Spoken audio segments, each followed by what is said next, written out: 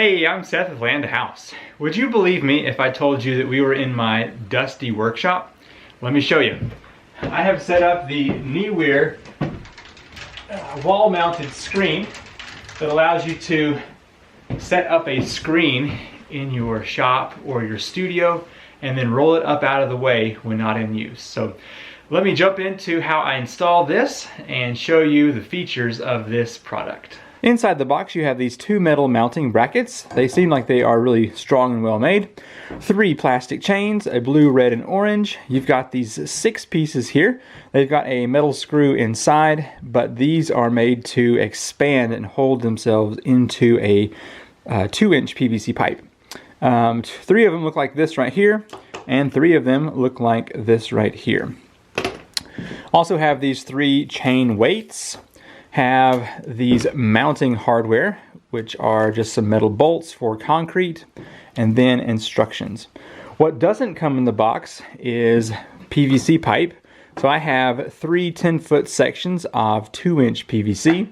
And because I'm going to be going into wood, I'm not going to use these. So I'm just going to be using some regular Torx head screws there and an impact driver. Let me show you where I'm going to install this backdrop system. So I have a stud that is right here. We're going to skip this one and go over to this one right here. And I'm just going to drop down from that, and that will be the distance there that my screen will span. Alright, I'm up here on the ladder and I've got the bracket. This is the 2x4 I want to use here. So I'm just going to be mounting this right here. And like I said before, just using these little Torx screws here. And I will be going kind of diagonal to keep this in place. It's a little of an awkward angle, so I apologize for if you can't see too well what I'm doing here. Okay, there's one screw. Now these screws are a bit overkill for what's going to be hanging from this, but I at least want it to be nice and strong. I took a measurement on the other one to see that from the wall was 25¼ inch. So I'm just going to mark here 25¼ and that's where the end is going to go. Just going to set this up here like the other one was and keep the back end there at my mark so that it's going to be consistent across both sides. Now I need to use a tape measure to find the distance between this point here and that one over there. Let's see how well this works across this little span here.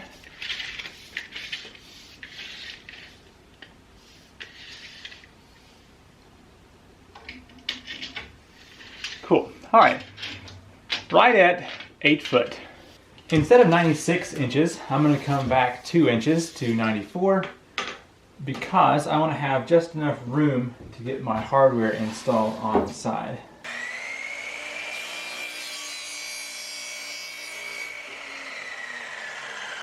I want my chains to be over here on this side, so I'm going to take this piece with the sprocket over here and just insert here, and then I begin to turn this knob here on the end, and it's going to expand this piece here in the inside until it locks down everything.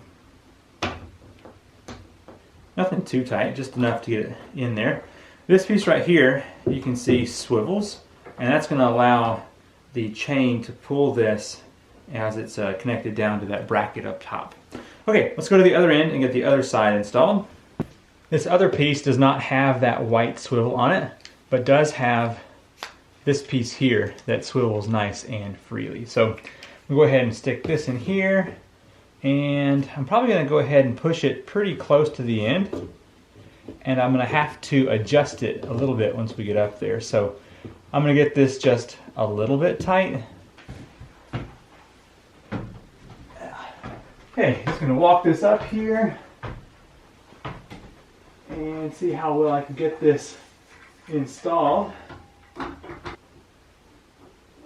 Now it's time to get this chain installed. Just going to loop this up in here and get it attached. Now the instructions did say that it's really important to have this white piece horizontal, like I've got it there. So That's what we've got. There we go. A little bit tight on there. May have to loosen up that other end, but I mean, that's not bad. Definitely gonna work. Now the end of the chain is supposed to have this weight, which I guess is filled with sand, and it just is supposed to prevent the chain from swinging around. I wonder if I want that on there, or if I'd rather just have the chain free so that I can stick it up on the wall. I think I want to do that. If I just connect the chain here, then I can pull this up out of the way later so it's not getting in the way. As you can see, pulling on that chain allows the pipe to spin freely there. Now a lot of times this system is used with paper rolls, but I have a white bed sheet, so hopefully this works out. May have to take it to the iron. If I drop this, it's going to be ruined here in the shop. So the head end has a rollover, which I am going to cut so that I can put a 1/2 inch piece of PVC through it, and that's going to weight it down. On the other end, the foot end, I'm going to take some Gorilla Tape and tape it to the pipe so that hopefully it will stay up there whenever I roll it out. So let's do that real quick. So I'm just tearing off a piece of this Gorilla Tape here and trying to keep the screen pretty tight and just getting it placed up there, press it down. I'll have to remember to keep it from unraveling total, or unwinding I guess I should say. That way it won't be coming off of here. And I will probably still have to hit this with the steam from an iron to get it to de-wrinkle. I cut a piece of 1/2 inch PVC pipe that's going to be put in this channel to weigh this whole screen down. So go ahead and cut a hole here in the base of this sheet. Should be able just to go, I guess back here on the back side would be better.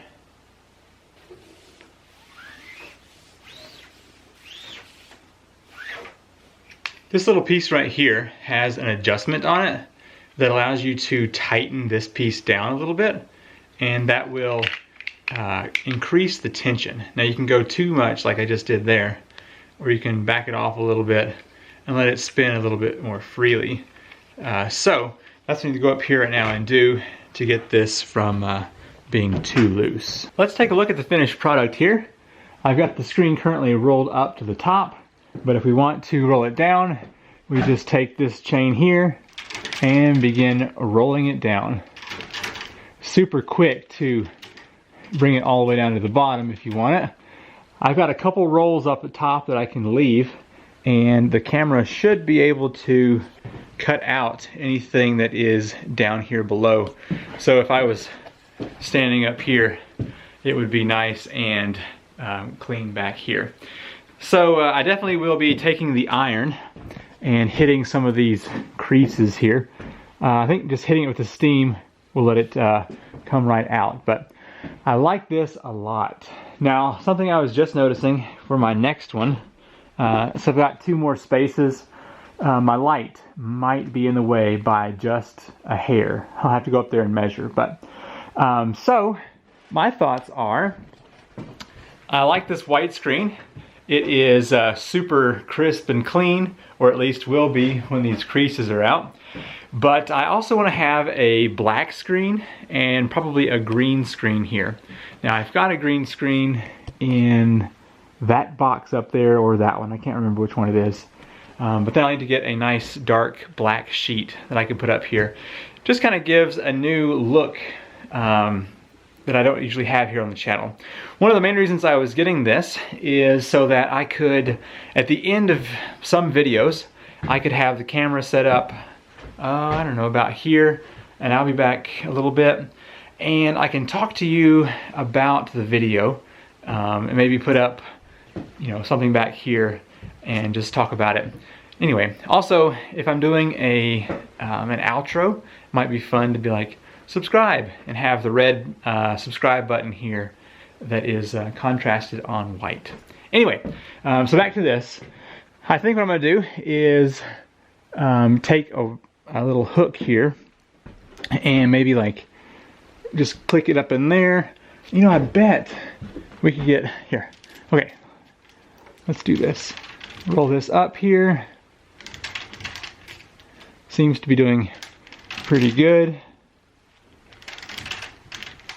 Okay, so my hook idea could be even just one of these French cleat pieces here. Let's see if that dowel is of a good size. Plop it there, and then just fit that up there like that. Just get it out of the way. Now I'll have 3 of them, so maybe I could even put all 3 of those chains there. But anyway, that would look pretty good. And as you can tell, it is up and out of the way quite nicely. Then whenever I'm ready to use that, plop the chain off and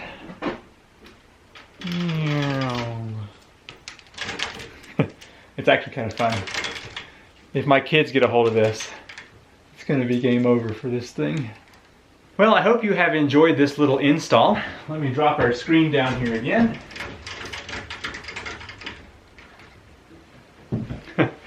And let the light adjust. There we go. So I am very excited to have this here in my shop. As you can see, the white is not perfect yet.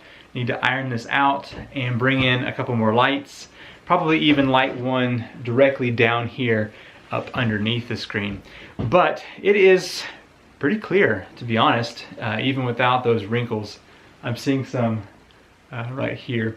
Anyway, whenever I have the black screen and the green screen up here, it should open up even more opportunities for artistic stuff here on the Land a House channel. But if you want to check out this product, I bought it on Amazon, and I will put a link in the description.